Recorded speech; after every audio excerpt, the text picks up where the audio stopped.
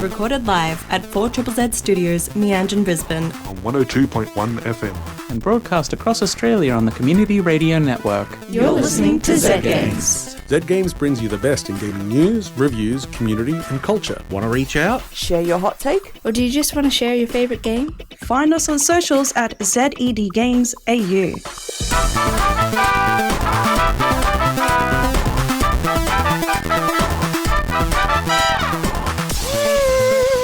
Listening to Zed Games. My name is Hazel and I'm here in the studio with Zahra and Natalia. And I'm so excited. Why are you so excited, Hazel? Because I'm here with two of my favorite people in the world. Oh! In one of my favorite places in the world. That know is that's true because true. your hands are up in the air. Yes. Hazel's got a very casual and relaxed vibe to her. She's got a positive 4ZZZ glow. All right, we are here to talk about video games. Oh, yeah, that's what we do. As usual. But before we get to that, I would like to know, how are you? Oh my Natalia? gosh, the hands are moving. I am doing well. I have been kind of honestly in recovery mode following the Queensland Games Festival. Yeah, still a little bit. It was like an incredible event and it was awesome to be a part of it in like the putting it together kind of way. But my goodness, I just slept for an entire week. Yeah. So Yeah. That and video games. Yes. Which has been cool to catch up on. But yeah, just big things coming again as well. So life is. Zahra. I am also sort of like, I'm still in that sort of post Queensland Games Festival glow kind of thing. I always feel sort of re-energized and it's sort of like re-inspired by what is being made in Queensland. And in sort of like particular, one of the games that was showcasing at Queensland Games Festival, Bravest Coconut, is coming out soon. And I'm just kind of feeling a little sentimental because I've been watching it sort of develop over the past few years and now it's nearly almost out. I mean, we've had it at the Indie Dev Night before as well, Yeah, right? yeah. They did like a little Indie Dev Night Easter egg for us, didn't they? Yeah, Nathan does this sort of like little special event twist, customized for each event that he showcases the game at. Which is so cool. So cool. I didn't think I didn't think we were going to be like included in that, and then we were, and I was like, oh my gosh, really? Wow, you spent time on this? This is beautiful. I'm going to start crying now. Anyway, so I'm feeling really happy. Oh, very content. How about you, Hazel? How are you feeling?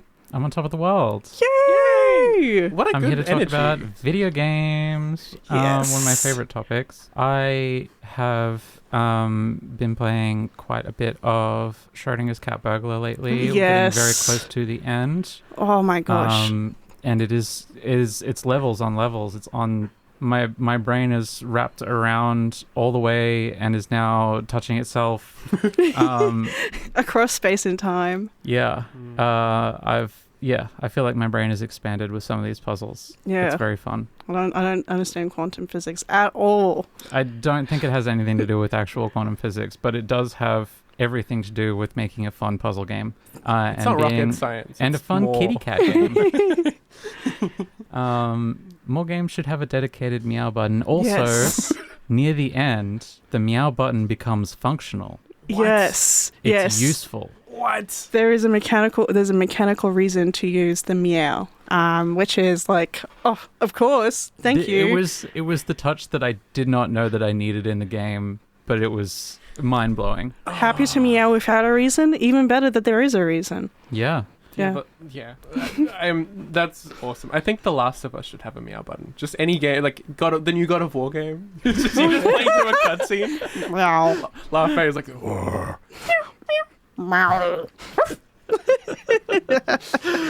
Getting silly now. Well, let's give the people a little preview of what we're doing tonight. We are going to be checking out the week in gaming news, rounding up our top stories, which Zahra has lovingly handpicked for us. Hatefully handpicked. Okay. And later on in the show, we'll be checking out a review of Zahra. Do you want to let the people know? It is perhaps a paradise of rhythm and groove. Rhythm Heaven Groove, you would say? It's actually Rhythm Paradise Groove in our region, apparently. What? I know. It feels off to call it Rhythm paradise groove. It's unnatural. But that is what I will be reviewing. In fact, I feel lied to. I feel betrayed. I feel like I can't trust anything now. original names are a trip. Locked out ahead. But we'll also be having some other grooving topics to talk about. Yes. I'm doing wiggles over here. Groovy wiggles. This episode, the theme is groove. And on that note, it is time for the Week in Gaming News.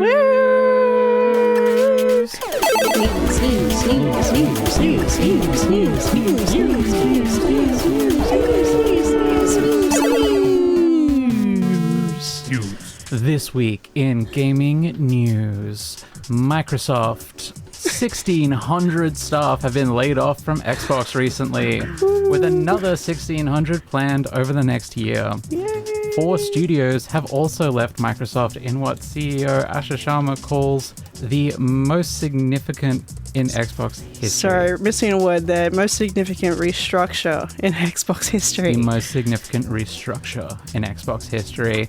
Compulsion Games and Double Fine will go independent, while Ninja Theory and Undead Labs will seek new ownership with a bit of cash to continue developing Senua and State of Decay 3. Yay! Asha Sharma said, "Our business is not healthy. To grow, we bet on Game Pass, multi-platform, and a broader portfolio of content. Our core business weakened, and we added more teams, more investment, and more time, hoping for a better outcome. Game Pass subscriptions are less than half of what the company expected." And Bethesda staff in Maryland tried to pay tribute to those who had been laid off from their studio with a memorial before HR allegedly told them to remove the celebration of service that they had created. It looks so grim. I bet portraits with the roses in front of them. I bet everybody who took their studio independent in the last 20 years and stayed that way is feeling so good about that choice right now. Yeah.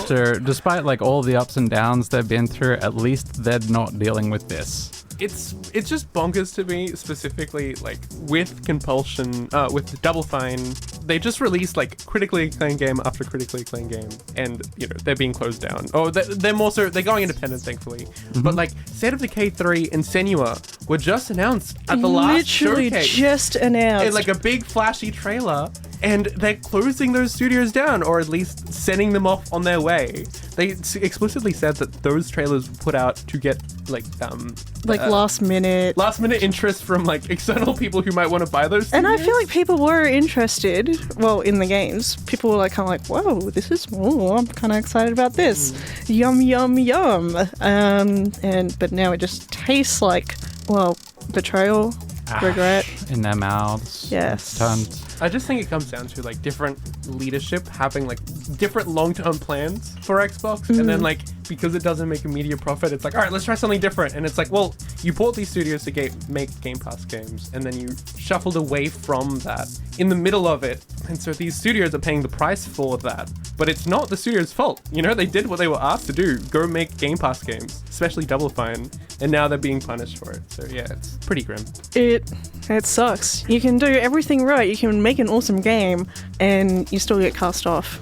Lesson learned: hitching your wagon to a giganto publisher is a short-term bet.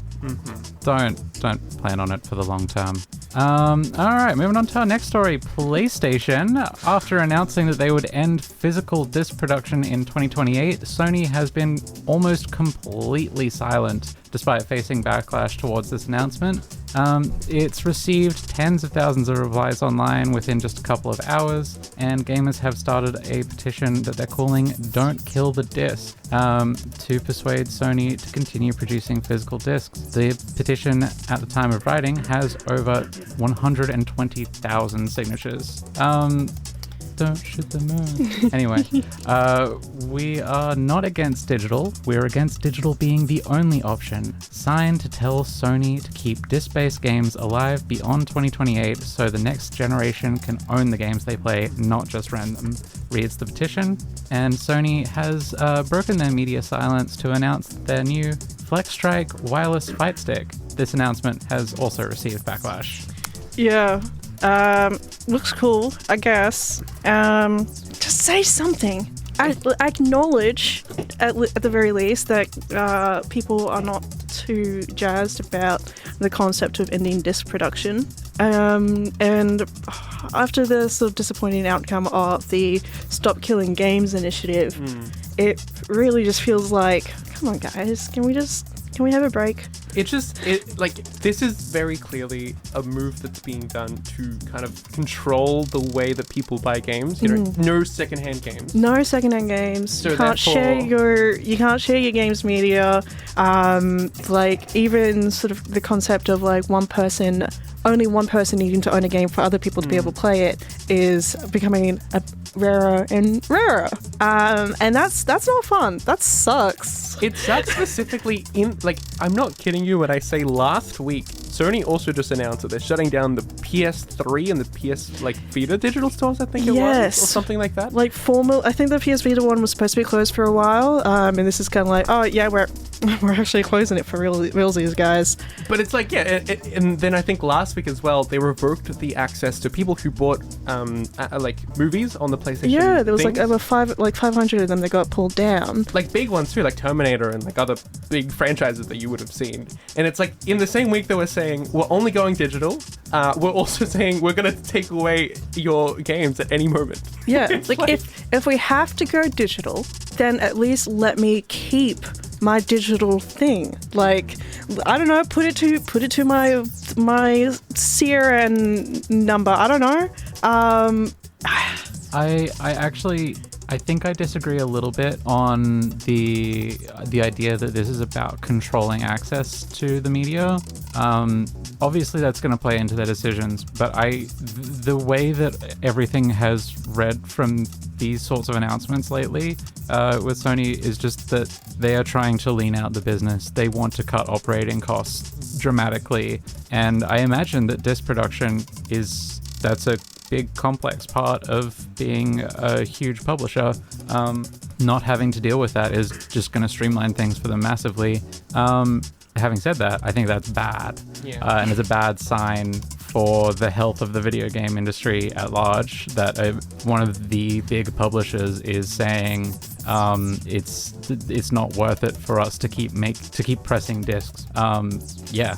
Well, people crap on the price of the Steam machine, which it is expensive. It is ultimately the thing that it gives you is that it's a computer that you can then own, and you can do whatever you want with it internally or with the software, and you can download games right through Steam mostly. But you can also just when you have a computer, you can just actually own the executable file, and you can share that around, and you can modify it, and that kind of stuff you just don't get from like a traditional console. So I don't know, the way that things are going, I would have liked a PlayStation. Yeah. Look, I'm a PlayStation kid through and through. It's like the first console I fell in love with. The PS2 era was incredible. Chef's kiss. This sucks. I don't want a PS6. The things that differentiate these big companies from each other are becoming thinner and thinner on the ground, and it's because, an entirely digital business model is much leaner, much easier to run, but it's also taking away everything that you have over your competitors and making things more bland, more boring, and eroding like these fixtures of the industry.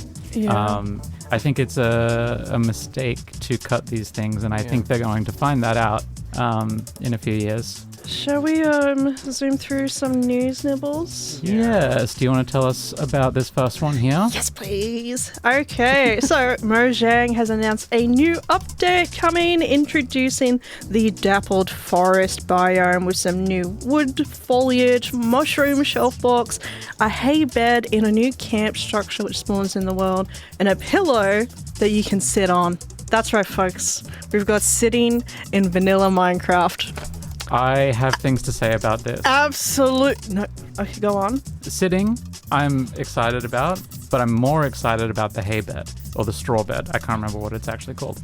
But the important thing, and this is something that that I have been saying about Minecraft for a long time, is that there needed to be a bed that you could sleep in without changing your spawn point. And this is that. A hay bed. You're right.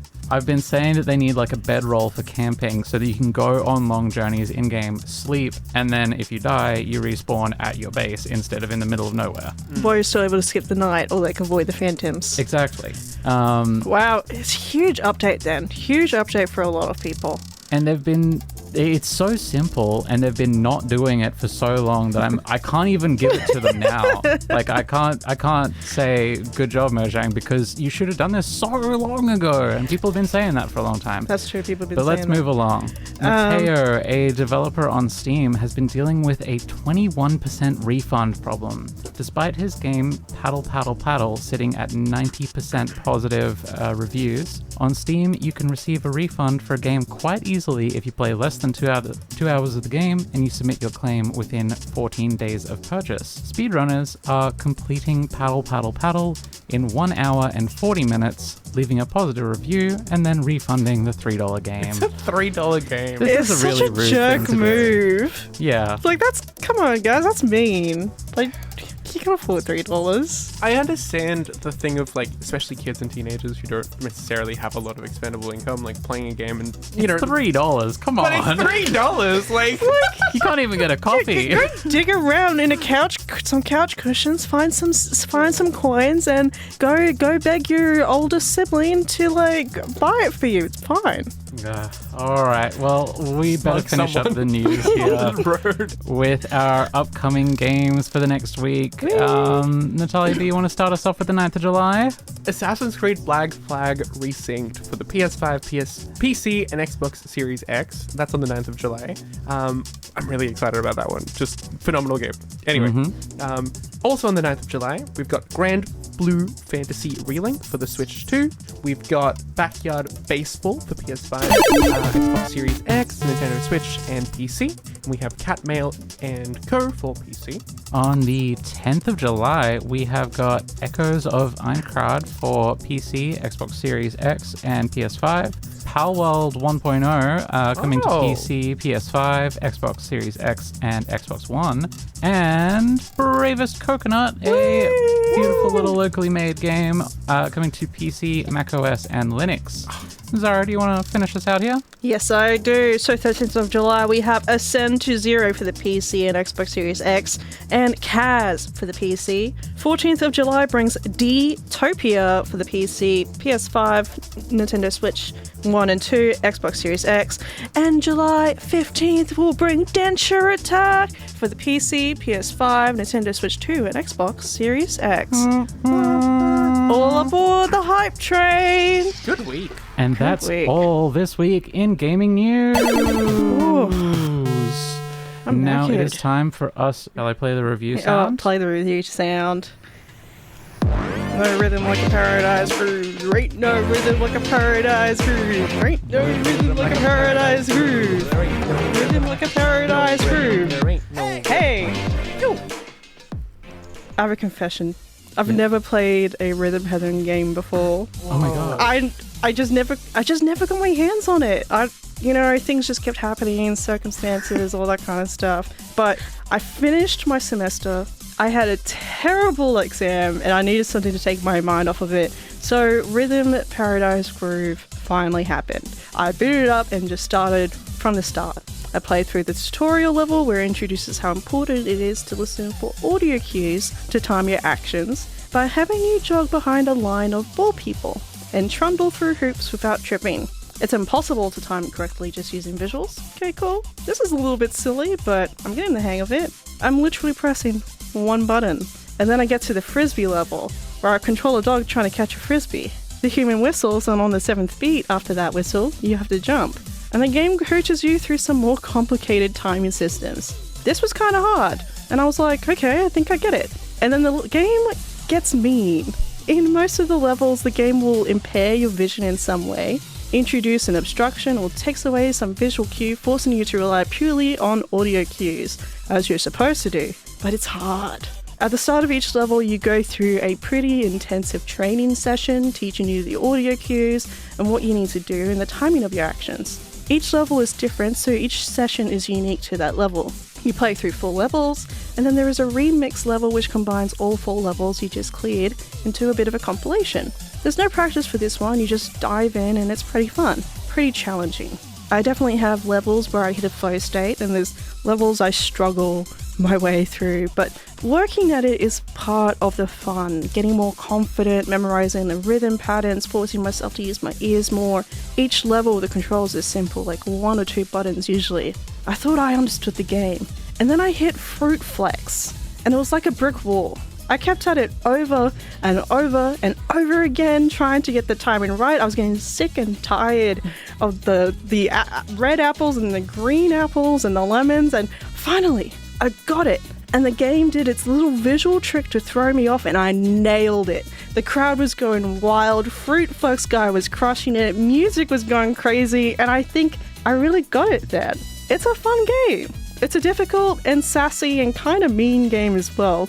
It called me talentless. Characters in the scene would give me major side-eye when I fumbled some sequence, and it's so simple too. It really makes it feel like it's me and the game, and I'm clawing at each bit of progress. There's also an RPG in here. It's a separate game mode, and you have to earn medals to progress the story. There's also some rhythm-based mini-games. And this adventure has you fighting your way out of a cave to face the 4 fears, and to do so you have to hit combos in the correct timing to carry out attacks and spells. The story is about what you would expect, but the game mode is a lot of fun as a different type of rhythm game.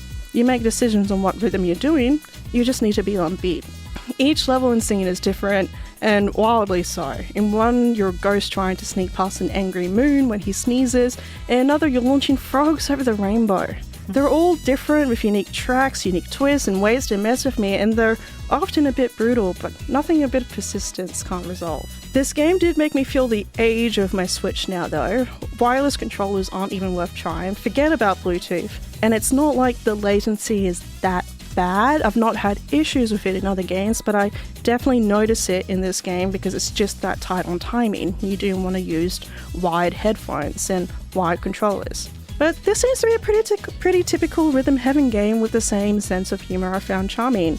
I feel like I've heard more iconic tracks in previous games, but the tracks are still a lot of fun in Paradise Groove. The scenes are goofy, and it's great to see the small and big ways the scene changes depending on your performance. And speaking of performance, I will be pleased to perform for all of you all tonight. That's right, you are getting a live playthrough of a Rhythm Heaven, Rhythm Paradise Groove remix level. Zahra, could you tell us which level this will be? This is remix number 2. Promise to keep us all on my face. I was to me a day.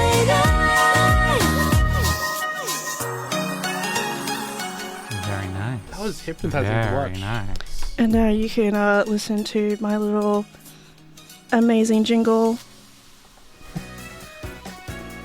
Amazing! I got all the key points right! You got all the basics down, and ... The technique is solid. Yes! Amazing! All right. That was really cool to watch from, like, it felt like an abstract, like, music video. It does feel like that, yeah. Cutting between completely different, like, going back to my montage theory days of film school of, like, what does it mean to have the toad jumping and then the my cars gosh, racing? it is like, it gets so hectic. Yeah, it's pretty cool. A lot of fun. Highly recommend it. Well, is that the end of your review? That is the end of my review. It's grooving. And that was Rhythm Paradise Groove, Woo. also known as Rhythm Heaven Groove in other regions.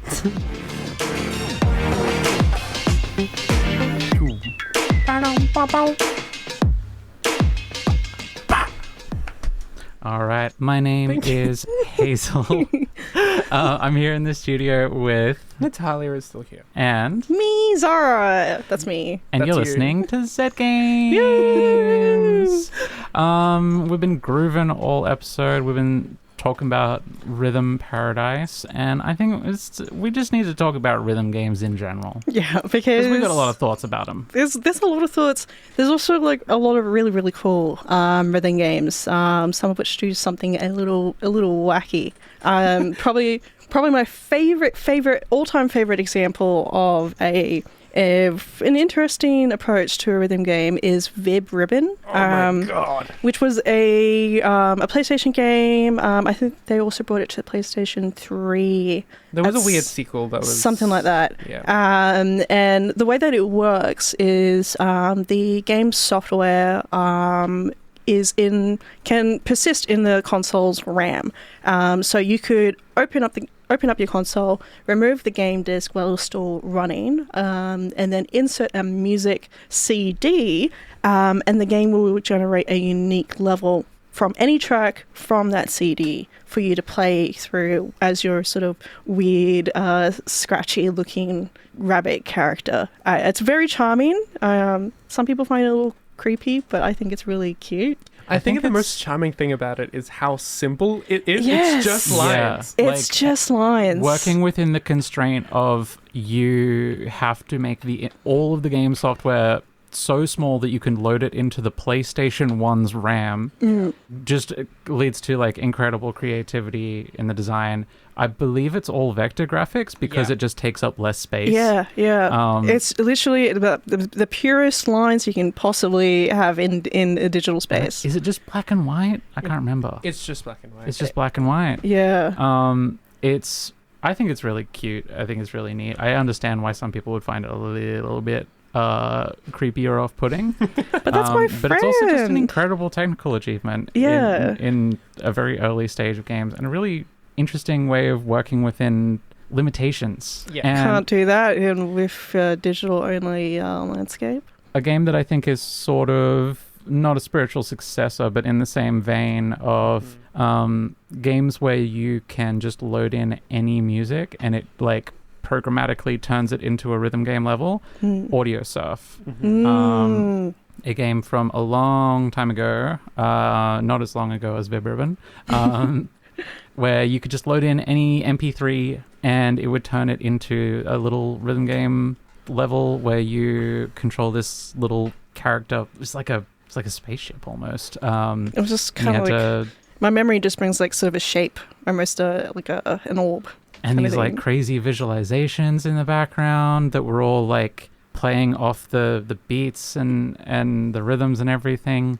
I had a lot of fun with that, just putting in like my favorite songs and jamming out on there. Nice. How about you, Natalia? Well, for me, I am a firm advocate that any game genre, and I mean every game genre, could be made better if you're doing it to a rhythm. I think that there's plenty of games that do that, like I can't remember the name of it now, but there's a couple first-person shooters that is like, what if this, but you're shooting to the rhythm and that gets you more points. There's games that are like third-person action games like Hi-Fi Rush, which is obviously you deal more damage if you're doing it to the rhythm. But I also think that the inverse is really interesting, where a game like Unbeatable, which I know I talk about it every chance I get.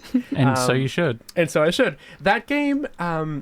I've talked about in my review the tactility of the game. It feels like the closest I've come to the feeling of playing on like a physical arcade machine. Like the tactility of it is something that is really unique. And that's because some of the main inspirations for that game were not necessarily other rhythm games, but they were like third-person like action combat games like Devil May Cry and stuff like that, which you can totally feel like this is a wacky game in that you're whacking things to the rhythm, you know? And I think that like I don't know, I love the cross-pollination of different like ideas and genres, and it can lead to very interesting games. Also, new DLC for the game comes out in 2 weeks.